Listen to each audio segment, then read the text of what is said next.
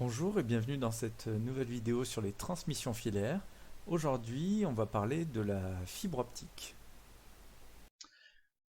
Parlons maintenant de la fibre optique. Alors, de quoi est composée la fibre optique? Eh bien, la fibre optique, elle est composée de plusieurs couches. Elle est composée d'un cœur. Le cœur, c'est vraiment le centre de la fibre optique. Autour de ce cœur-là, donc le cœur, il est transparent. C'est souvent du verre ou en tout cas quelque chose qui y ressemble. Voilà. Et ensuite, autour, on a une gaine. Et la gaine est aussi transparente. C'est important. Par contre, ici, ce ne sont pas les deux mêmes matériaux. Et autour de tout ça, qu'est-ce qu'on fait? Pour protéger la fibre optique des interférences extérieures, on va mettre une protection. Cette protection, c'est une protection qui est à la fois mécanique, donc elle évite qu'il y ait des choses, que la surface de la gaine s'abîme à cause de rayures, etc. Mais aussi, c'est une protection qui évite que des rayons rentrent dans la fibre optique. Donc une protection optique. Si on regarde finalement une fibre optique, ça ressemble à ça. Alors il peut y avoir plus ou moins de couches, hein. Je rentre pas dans les détails ici, mais ce qui est important, c'est qu'ici on nous dit que la protection fait à peu près 230 micromètres. Donc pour vous donner une idée, 230 micromètres, c'est 0,2 mm. C'est-à-dire qu'une fibre optique, ça fait moins d'un millimètre, ça fait un cinquième de millimètre. Alors bien sûr, ça dépend des types de fibres, etc. Mais une fibre optique, plus c'est gros, c'est pas forcément une bonne chose que ce soit plus gros, au contraire, on le verra tout à l'heure. Maintenant, ce que je vous invite à voir, c'est cette vidéo là, qui est très courte. C'est sur la fabrication de la fibre optique, c'est de la chaîne Photonics Bretagne, et ça vous montre un petit peu le processus de fabrication de la fibre optique. Donc je vous propose de mettre en pause ma vidéo et d'aller voir celle-ci. Donc, voilà pour la composition de la fibre optique et sa fabrication. On va maintenant parler de son principe de fonctionnement. Donc, imaginez, j'ai un rayon qui rentre dans ma fibre optique. Et là, ce qu'il faut qu'on se dise, c'est qu'est-ce qui se passe au moment où ce rayon-là... Alors là, ici, je fais une petite parenthèse. Normalement, il aurait déjà dû être, mon rayon, être réfracté. C'est-à-dire que je rentre comme ça, il est un petit peu réfracté. Mais on va supposer qu'on arrive, que le laser est très très collé ici, et donc la lumière arrive pile poil dans le milieu.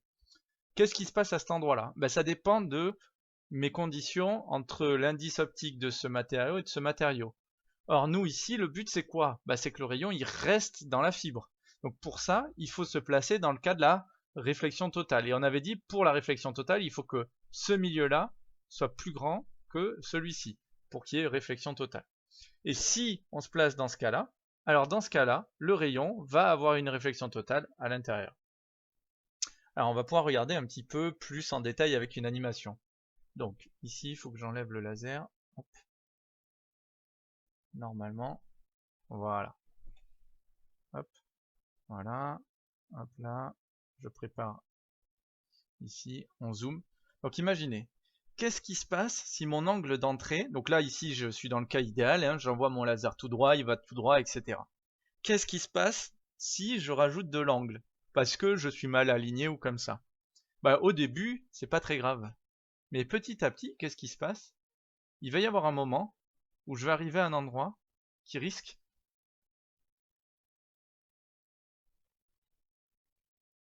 ici. Bam, qu'est-ce qu'on voit? On voit que mon rayon, ça y est, il est transmis, il est réfracté.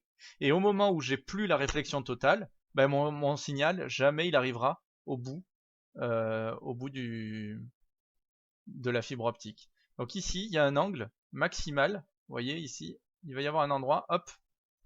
Ici, j'ai des pertes, on le voit un petit peu, je ne sais pas si vous le voyez à l'écran.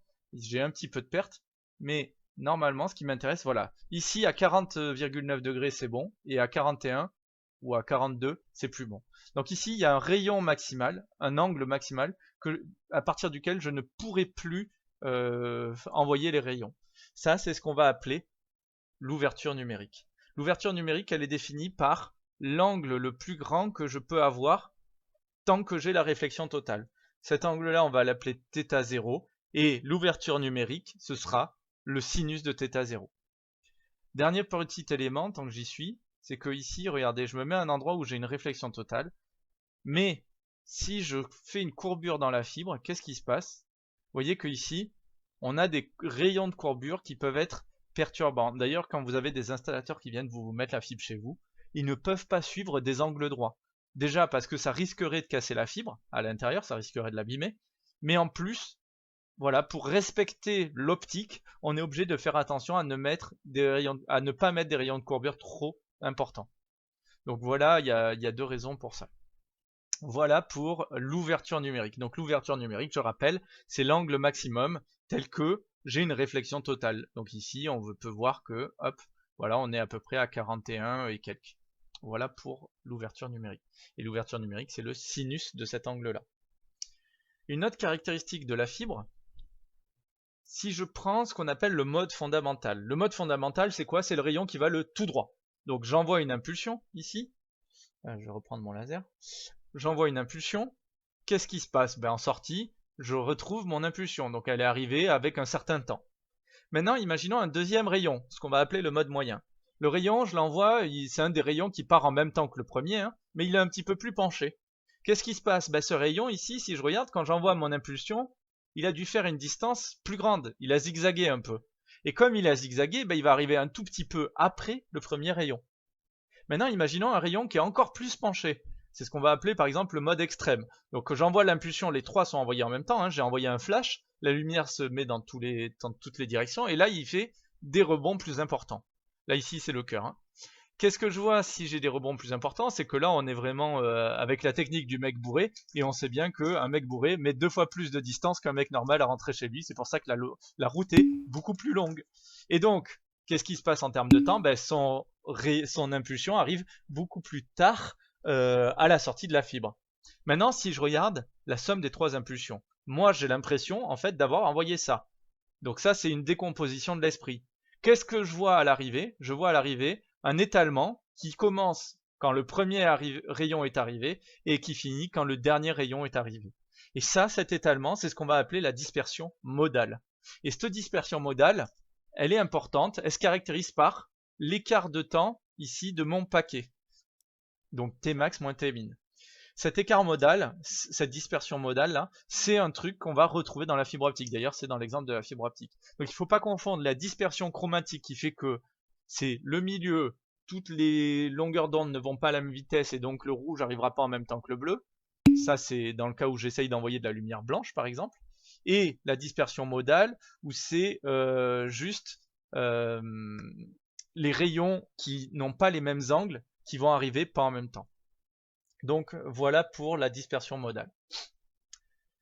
Maintenant, on va parler de la bande passante. Alors pour ça, je vois que j'ai un peu loupé mon animation, mais c'est pas grave. Je vais envoyer une première impulsion. Alors imaginez, la bande passante c'est quoi? C'est dans ma fibre optique, je vais envoyer des bits. Donc je vais vouloir envoyer par exemple ici un 1. Donc imaginez, c'est quasiment un carré. Bon, en vrai c'est jamais un carré parce qu'il faut le temps que ça s'allume, etc. Mais on imagine c'est voilà une petite bosse comme ça, une impulsion, ça correspond à un 1. En arrivée, qu'est-ce qui s'est passé? Mon 1, on sait qu'à cause de la dispersion modale, ça s'est un peu étalé. Si j'essaye d'envoyer 1, par exemple, 0, 1, ou 1, 1 très proche, qu'est-ce qui va se passer à l'arrivée? En fait, là, j'ai le premier, mais le deuxième, c'est la même chose que celui-là, il va s'être étalé.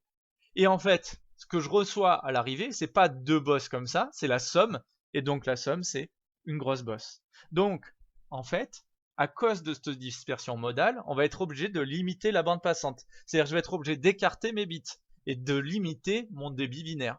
Et donc du coup, ma première bosse va me donner une première bosse et la deuxième va me donner une deuxième. Donc les deux impulsions sont bien séparées ici. Ici, je suis bien capable de séparer les deux. Et dans ce cas-là, en fait, il y a une règle. Alors c'est une règle que vous n'avez pas à savoir par cœur, mais il faut savoir qu'elle existe. C'est que la bande passante, elle est liée à cette dispersion modale, c'est-à-dire à la largeur ici à l'arrivée. D'accord. Et la règle ici, c'est 0,35 divisé par delta t. Voilà. Avec le delta t, c'était Tmax moins Tmin. Une petite remarque. Plus ma longueur est grande, plus ici, ça se sera étalé. Donc le delta t sera de plus en plus grand. Donc plus j'ai une longue fibre optique, plus le signal ici sera étalé, donc plus le delta t sera grand. Et donc, plus la longueur est grande, plus la bande passante sera petite. Forcément, les bits s'étalent plus, donc il faut que je laisse plus de temps entre les différents bits pour ne pas qu'ils soient confondus. Voilà pour la bande passante. On en arrive à la fin. à l'atténuation linéique. L'atténuation linéique, on l'avait déjà vu dans le chapitre sur les lignes de transmission. C'est quoi? Donc, c'est l'atténuation en décibels divisé par la longueur. C'est le nombre de décibels que je perds, par exemple, par kilomètre. Alors, comment on le calcule? Alors, moi, ce que je vous conseille, c'est de toujours le calculer grâce au gain. L'atténuation en décibels, c'est moins le gain. Donc, si j'ai une atténuation de 20 dB, ça veut dire que j'avais un gain de moins 20 dB. Donc, c'est moins le gain en décibels sur L. Et comment je calcule le gain? Ici, on va parler de puissance optique, on pourrait parler de puissance de signal. Quand je suis avec des puissances, le gain se calcule à partir de la formule 10 log de puissance de sortie sur puissance d'entrée. La formule qui est parfois donnée dans les livres, mais moi je préfère que vous reteniez celle-ci, c'est l'atténuation égale donc moins 10 log de PS sur PE, vu que c'est moins le gain. Et en fait, quand je mets un moins devant un log, log de A, moins log de A, c'est log de 1 sur A. Donc ici, ça va inverser l'intérieur de la parenthèse, donc c'est 10 log de PE sur PS. Je n'aime pas que vous appreniez cette formule de l'atténuation égale 10 log de PE sur PS, parce que souvent, après, ça vous fait vous confondre sur le gain. Donc ce que je vous conseille, vous connaissez toujours le gain, et s'il y a besoin un jour de l'atténuation, vous faites moins le gain, et comme ça, vous êtes tranquille. Alors, qu'est-ce que ça veut dire cette atténuation linéique? Mais en fait, on va regarder cette atténuation linéique en fonction de la longueur d'onde. Dans une fibre optique, la fibre optique, elle atténue pas de la même façon pour toutes les longueurs d'onde. Il va falloir l'analyser un petit peu parce que cette courbe, elle va être un peu compliquée. Donc je regarde l'atténuation en fonction de la longueur d'onde. Si je regarde, ici, il y a des endroits avec des pics, d'accord? Alors pour nous, plus on est bas, mieux c'est. Parce que ça veut dire qu'il y a moins d'atténuation, c'est-à-dire qu'on perd moins de signal quand on a des longues fibres optiques. D'accord? Alors ici, dans ces longueurs d'onde-là, il faut voir qu'en fait, il y a de l'hétérogénéité du verre qui fait que ça c'est pas terrible, mais ça pourrait être pire. Ici, on a un gros pic qui remonte. En fait, à cette longueur d'onde-là, on va venir interagir avec certains ions et donc ça va venir vraiment atténuer énormément parce que les ions vont être percutés par des longueurs d'onde qui sont pile poil pour leur donner de l'énergie. Donc en gros, il y a une partie de l'énergie qui va être absorbée par les ions OH. Et pareil ici, il y a d'autres interactions.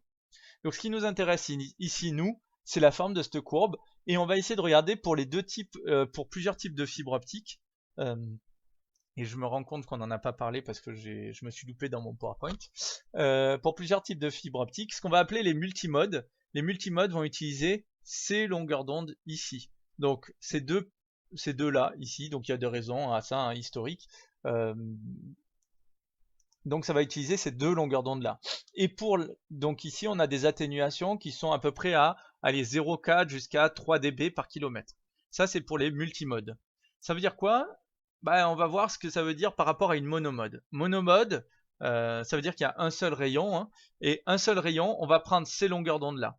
Et si on regarde, du coup les atténuations sont beaucoup plus petites. Alors pourquoi c'est intéressant la monomode par rapport à la multimode? C'est-à-dire que si je veux faire des très très longues distances, ici, par kilomètre, sur la monomode, je perdrai beaucoup moins de signal que sur la multimode. C'est pour ça que quand on veut relier en très longue distance, les réseaux télécoms, là, et ils sont reliés en fibre optique monomode. C'est des fibres optiques très très fines, afin qu'on ait ici une atténuation très faible. Voilà pour ça. On va finir sur les différents types de fibres optiques qui étaient censés être avant ce slide-là.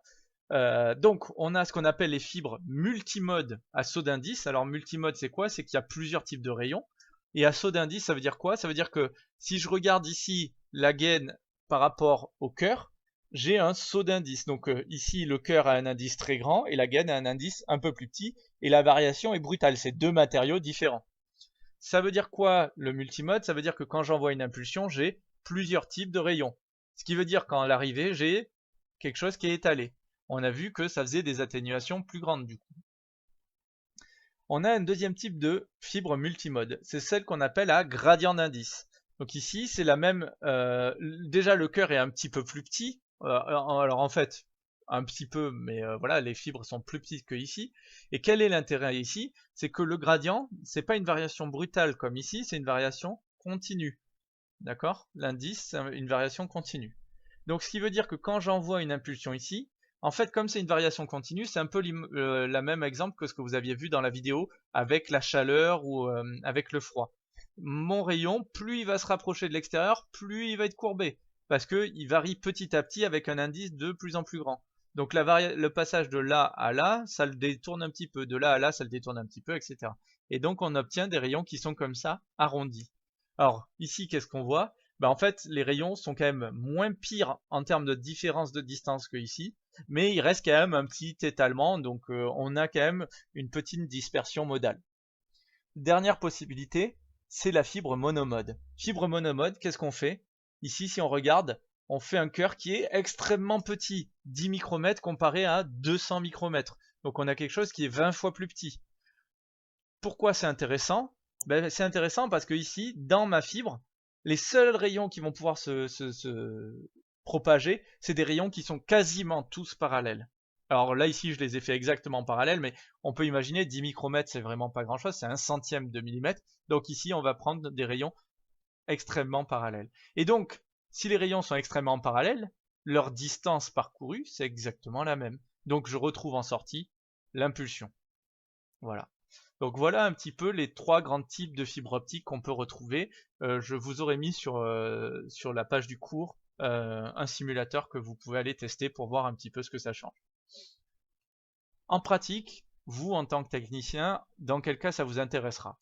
Eh bien ça vous intéressera dans ce qu'on appelle la réflectométrie. La réflectométrie, c'est l'étude finalement des réflexions dans la fibre optique. Et on va retrouver un petit peu ce qu'on avait vu dans le chapitre sur les lignes de transmission.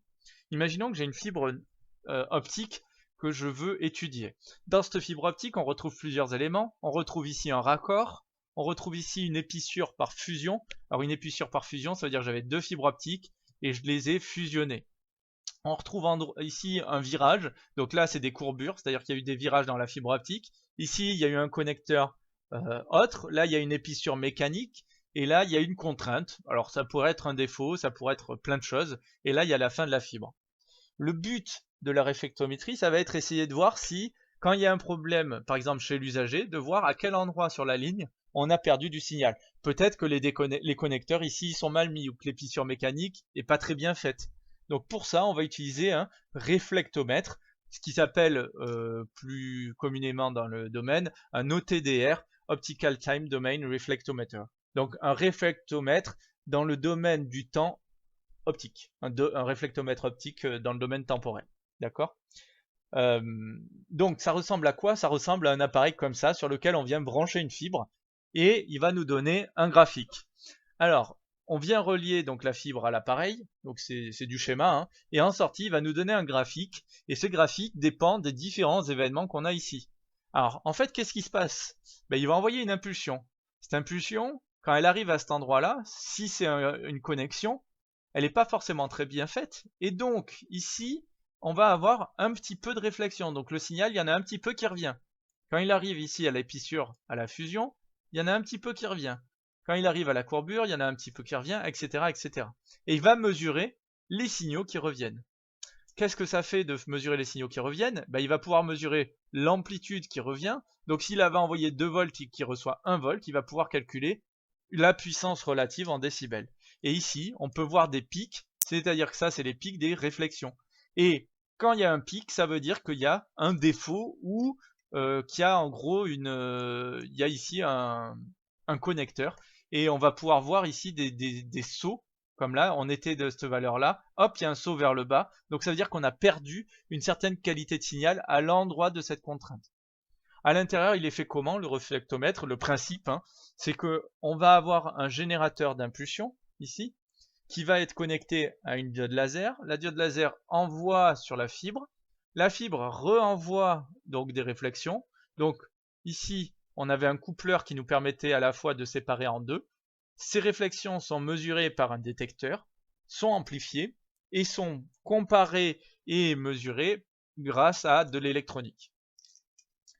Voilà. Si vous voulez savoir un peu plus sur comment fonctionne un réflectomètre, il y a une petite vidéo de formation entre guillemets de la chaîne ElectroRent Europe qui s'appelle OTDR et donc que je vous invite à aller voir. Et ce sera la fin de ce cours.